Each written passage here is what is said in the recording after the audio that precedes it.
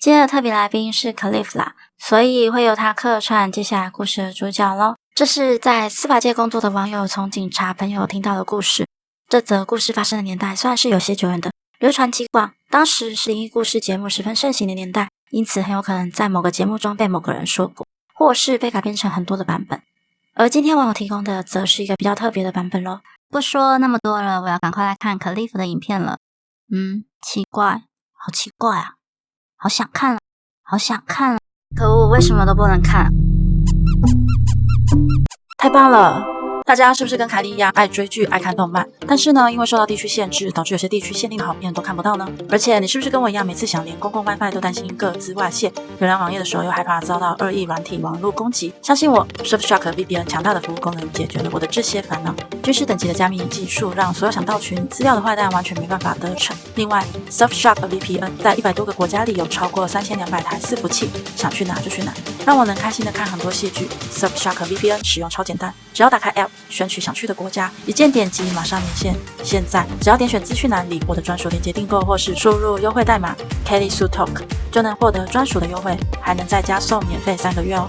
最棒的是，如果你用了之后觉得不满意、不想要、不开心，30天可无条件退费哦。而且只要一个账号就可以在无限制数样的装置上使用哦。那么故事开始哦。故事是发生在雪山隧道尚未开通前，往返台北宜兰需要走北宜公路的时候。Cliff 是一位刚从警校毕业没多久的被分发到台北的菜鸟警察。在这些繁杂的勤务中， Cliff 最不想遇到的便是押解人犯到外县市的法院这项勤务。当时的交通远不如今日方便，路不熟的话可能会花很多时间。而另一方面，若是要到距离较远的县市，时间一长，难保人犯会突然想不开暴起攻击，甚至闹着要自杀等等。然而还有另一个让 Cliff 不是很想要负责这项勤务的原因，明面上在警局里面都会尽量避免提到，但私底下多少还是会聊一些灵异现象。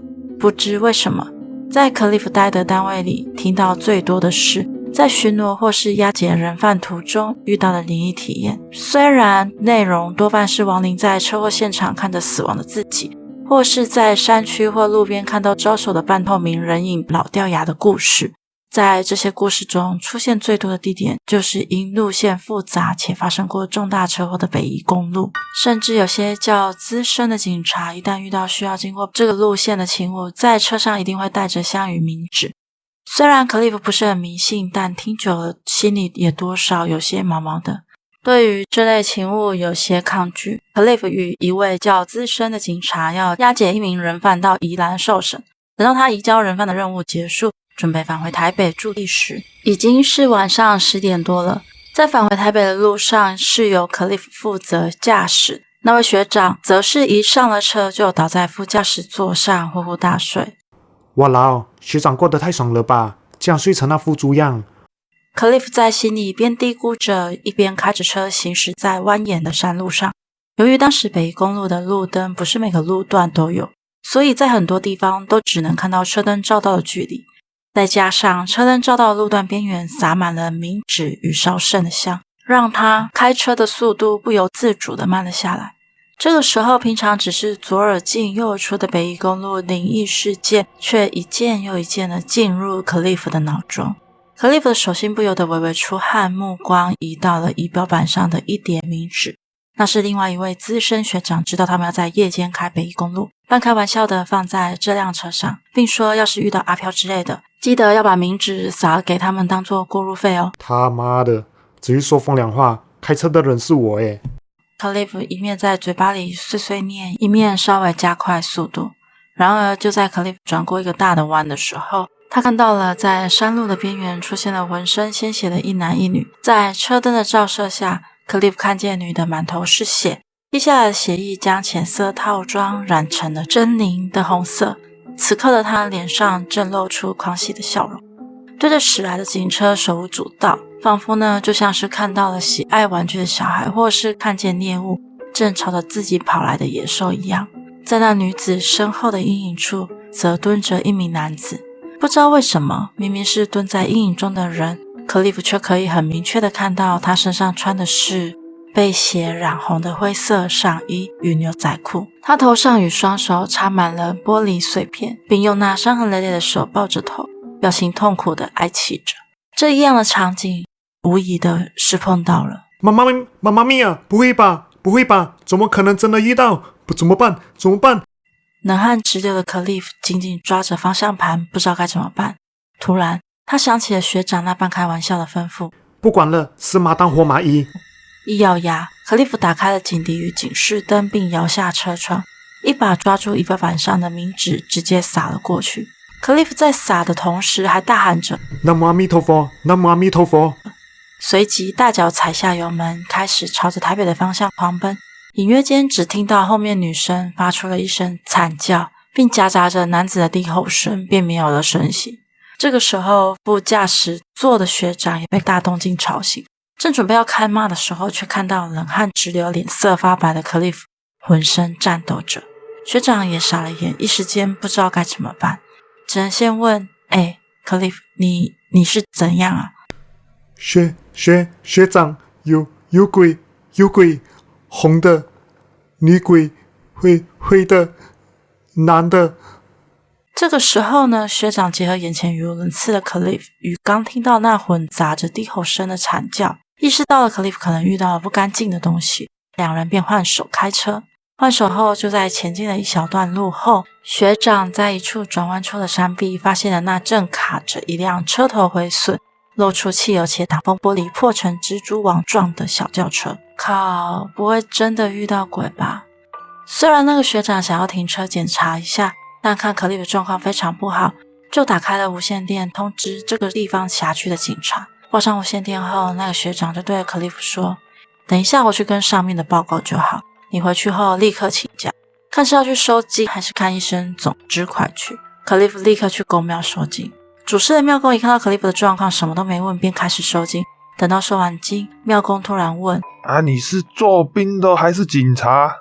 克利夫有点惊讶，他从未表明自己的职业，跟庙公也是第一次见面，穿的也是一般的衣服。不过克利夫还是老实的回答自己的确是警察没错。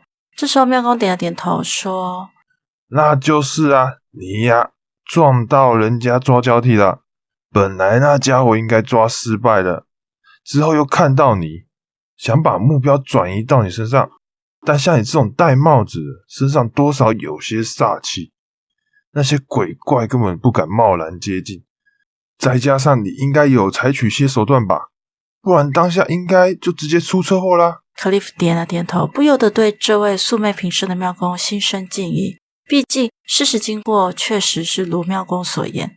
等到克利夫返回单位上班，已经是2天后的事。一进单位等待他的就是一张苦瓜脸的学长，以及同样脸很臭的警局主管。只听到警局主管用那略带口音的国语问道：我讲你啊，你是3天前在拜公路遐拄着车祸？报告是。你白痴哦，迄上好是鬼啦，迄是人啦。原来当时的状况是，那位女性自己一个人开夜车要走北宜公路回宜兰老家，结果因为疲劳驾驶来不及转弯，因此撞上了山壁，出了车祸。由于车辆已经没有办法动了，只好下车徒步想找人求救。谁知道这一走就是1个小时，连个人影都没看到。好不容易盼到警察开车经过，开心的他以为自己终于得救了，十分欢喜的对警察们招手求救。结果谁知道警察看到他的瞬间反而鸣笛加速，还对他撒冥纸喊符号。把那女的因为车祸受伤，心情就已经很差了，再加上还被警察误认为鬼，种种委屈气得他当场蹲在路边哭了出来。一直到被通知了其他警察到达现场后，才摆脱了困境。那女子呢，在事后坚持要对当时撒冥纸的远警提出申诉。克利夫知道后感到有点气馁与安心，以及些许的愤怒。气馁的是，身为警察的他居然被这点东西吓到六神无主；安心的是，他碰到的其实是人啊。对于那个唬烂自己的庙公与被唬烂成功的自己感到愤怒。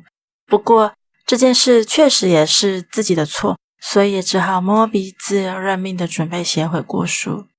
这时候克利夫就顺口的问了一句话：那个男的应该没怎么样吧？啊？啥小杂包？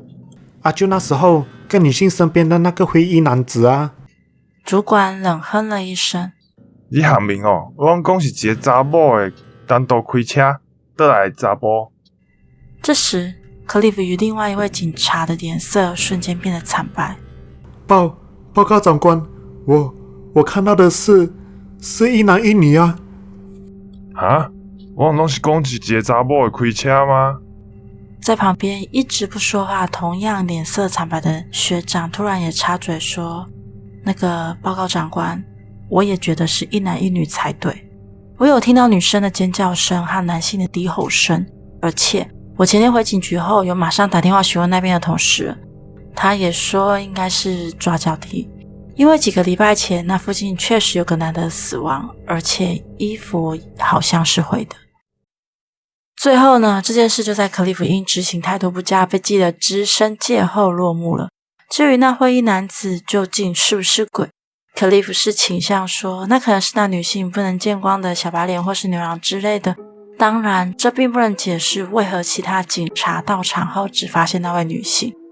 但对于克利夫来说，由于那不会是他最后一次要在晚上开车走北宜，所以那个灰衣男子只能是人。今天的故事已结束，大家还喜欢吗？最后再次感谢 Surfshark VPN 赞助这支影片。喜欢我的影片的话，每周六晚上的8点半上片。我们下次见咯，拜呢。